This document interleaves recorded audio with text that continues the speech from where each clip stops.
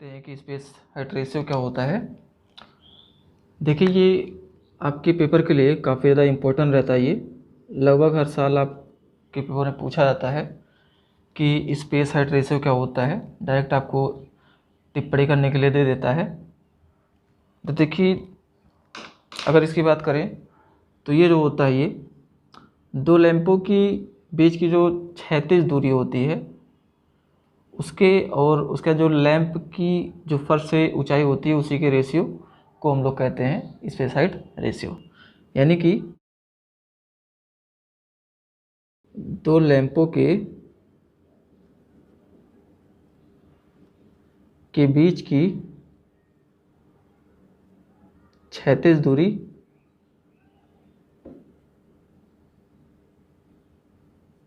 तथा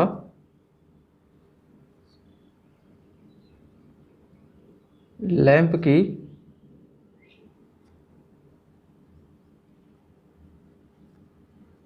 फर्श से ऊंचाई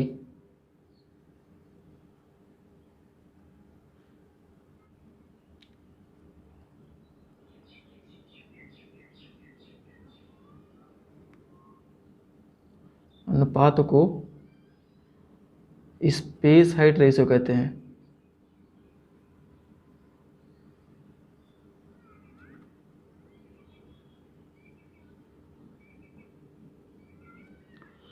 अगर इसको हम लोग लिखना चाहें फार्मूले के रूप में तो हम इसको ऐसा लिख सकते हैं, स्पेस हाइट रेशियो बराबर हो जाएगा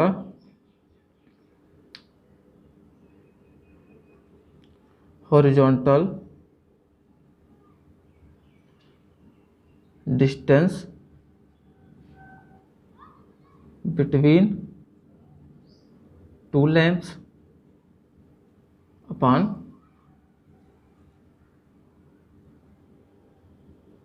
माउंटिंग हाइट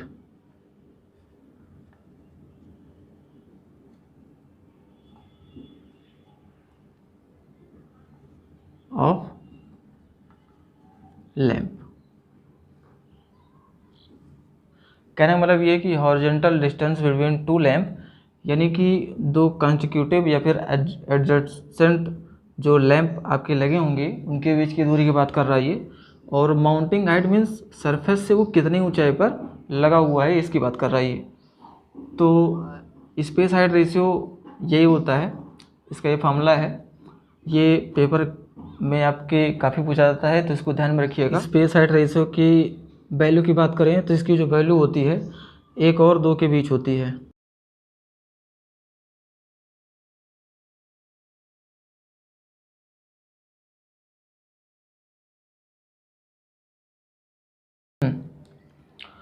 तो ये था आपका स्पेस हाइट रेशियो।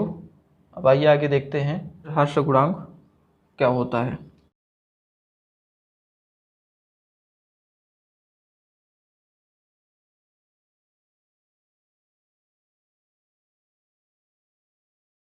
जो लाइट सोर्स होते हैं जब नई यानी क्लीन कंडीशन में होते हैं तो आपको मैक्सिमम लाइट प्राप्त होती है, लेकिन जैसे जैसे धीरे धीरे करके आपके लाइट सोर्स पुराने होते जाते हैं आपको जितना लाइट मिलना चाहिए होता है वो पूरा पूरा नहीं मिल पाता। तो इसके पीछे कई रीज़न सामने आते हैं, जैसे कि लाइट सोर्स या फिर उसके ग्लोब के ऊपर या फिर जो आपका जो परावर्तक यानी रिफ्लेक्टर होता है उसके ऊपर जो है धूल कण गंदगी जम जाने की वजह से क्या होता है कि कुछ लाइट लाइट का कुछ भाग क्या करते हैं वो सब खुद अवशोषित कर लेते हैं और आपके पास पूरी पूरी लाइट पहुंच नहीं पाती है, यानी कि लाइट का कुछ भाग क्या होता है वेस्ट हो जाता है। अगर इसकी डिफिनेशन लिखनी हो तो हम इसको ऐसा लिख सकते हैं, the ratio of illumination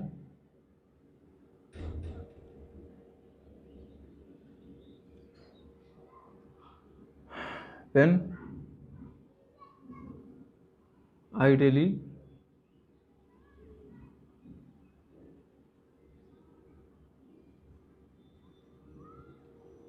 clean to illumination under normal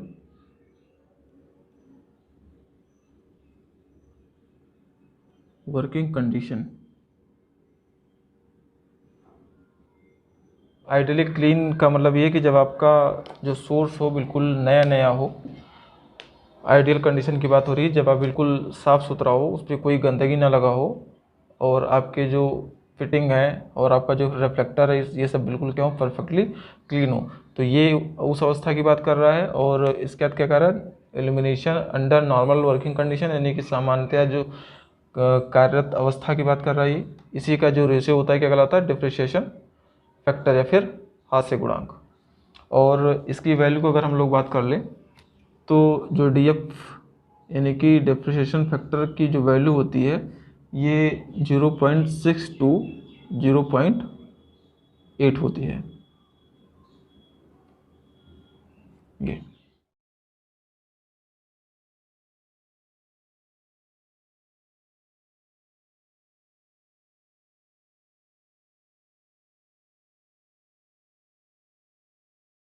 ये डिप्रिसिएशन फैक्टर या फिर हार्श गुणांक के क्या होता है, रेसिप्रोकल होता है ये।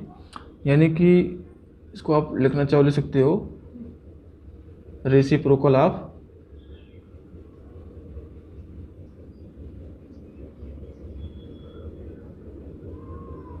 डिप्रिसिएशन फैक्टर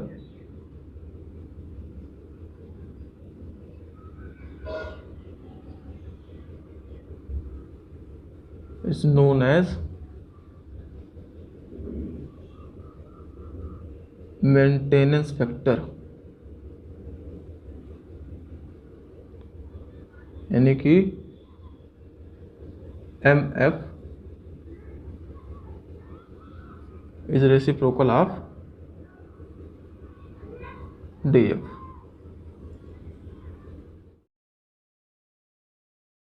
यूटिलाइजेशन फैक्टर ये आपको बताता है कि जो लाइट सोर्स है उससे उससे निकलने वाले प्रकाश को हम कितना भाग यूज कर पाएंगे या फिर करेंगे। यूटिलाइजेशन फैक्टर जो होता है ये रेशियो होता है कि जहाँ पर हमें प्रकाश चाहिए उस स्थान पर कितना प्रकाश पड़ रहा है और लाइट द्वारा जो है लाइट सोर्स द्वारा कितना प्रकाश उत्पन्न किया जा रहा है। यूटिलाइजेशन फैक्टर होता है ईटा बराबर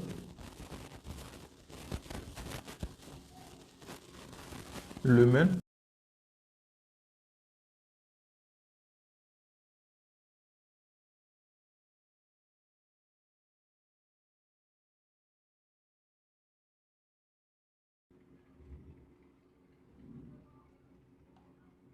टोटल ल्यूमेन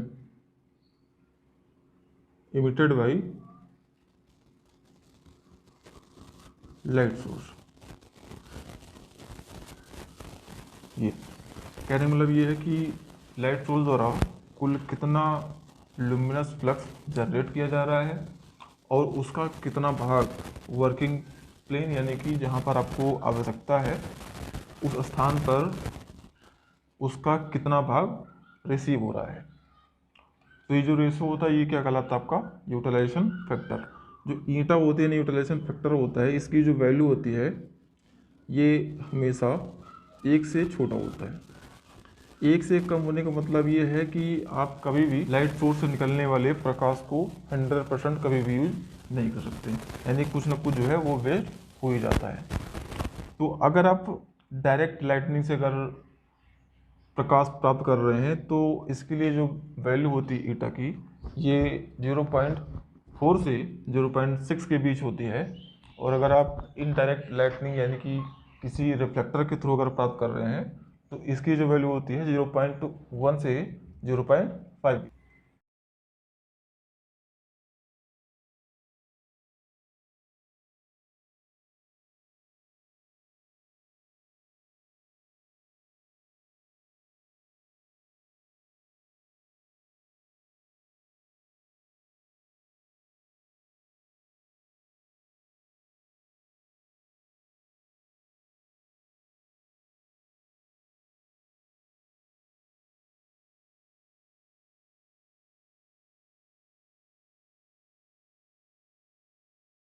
जिस सतह को हम लोग प्रकाशित करना चाहते हैं वहाँ पर कुल ल्यूमिनस फ्लक्स जो है, जो आपके सोर्स द्वारा जनरेट होता है, वो नहीं पहुंच पाता है।